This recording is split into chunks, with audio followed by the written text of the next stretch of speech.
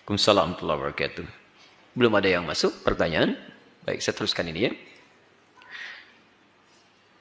Pertanyaan Anda, bagaimana caranya agar iman saya tidak naik turun?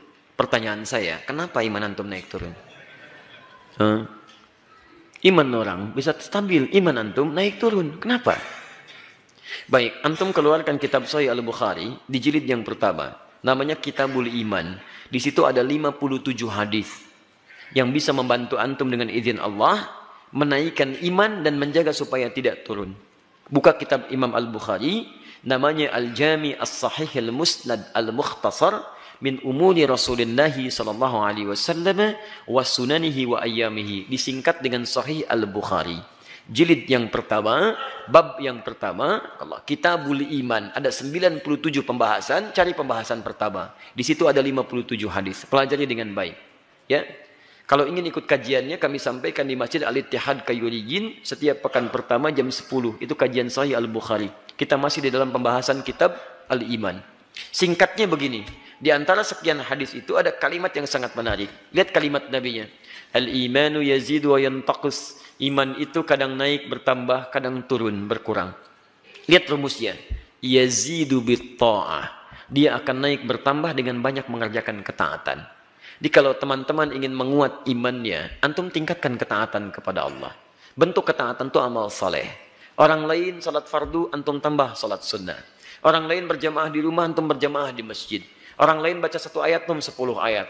Orang lain 10 ayat, antum 1 juz. Orang lain sedekah 1000, antum 100.000. Macam-macam, kumpulkan. Nanti akan terjadi suasana kenikmatan iman. Dulu, maaf, ketinggalan salat fardu, perasaan biasa. Sekarang tertinggal sholat sunnah, Anda bisa gelisah. Subuh 4.30, antum bangun jam 4:25, bisa nangis antum.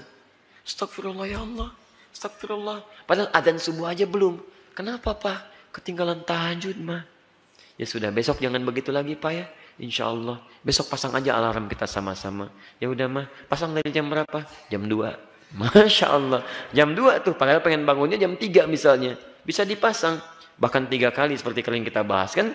Jam 2:04, 2:30, 2:45. 2:04 matikan alarm untuk yang kedua. 2:02 matikan lagi. Yang ketiga baru merenung. Jam 3 bangun. Alhamdulillah. Siap-siap. Paham ya? Wa yantaqisu bil ma'siyah, dan akan menurun dengan mengerjakan maksiat. Jadi kalau seseorang berbuat maksiat, sadar atau tidak sadar, maaf ya, itu akan mengurangi motivasi imannya, sekaligus akan menurunkan amal solehnya. Jadi kalau Anda sedang menurun amal solehnya, dulu ke masjid, sekarang jarang ke masjid. Maaf ya, dulu tahajud, sekarang jarang tahajud. Coba cek, mungkin ada maksiat yang pernah Anda kerjakan. Urusannya nggak jauh dari urusan dunia. Nggak jauh dari urusan dunia. Biasanya kalau sudah semakin lekat dengan dunia, itu akhiratnya semakin berkurang. Kalau mau bagus, jadikan dunia untuk kepentingan akhirat. Insya Allah Allah akan berkahi kehidupan kita. Ingat ya, ingat ini. Anda mengejar sholat, tidak akan mengurangi rezeki Anda. Rezeki kita itu sudah diatur. Jadi kalau Anda bisa mengerjakan perbuatan yang baik, kenapa pilih yang tidak baik? Tidak akan mengurangi rezeki Anda.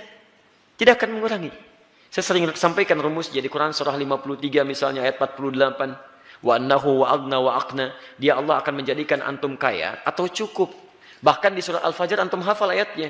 Wa ammal insanu idza mabtalahu rabbuhu fa akramahu wa na'amahu fa yaqulu rabbi akraman. Wa amma idza mabtalahu faqadara alaihi rizqahu fa yaqulu rabbi hanan. Lihat, pertama Allah tambah rezekinya. Lawan dari tambah apa? Bukan.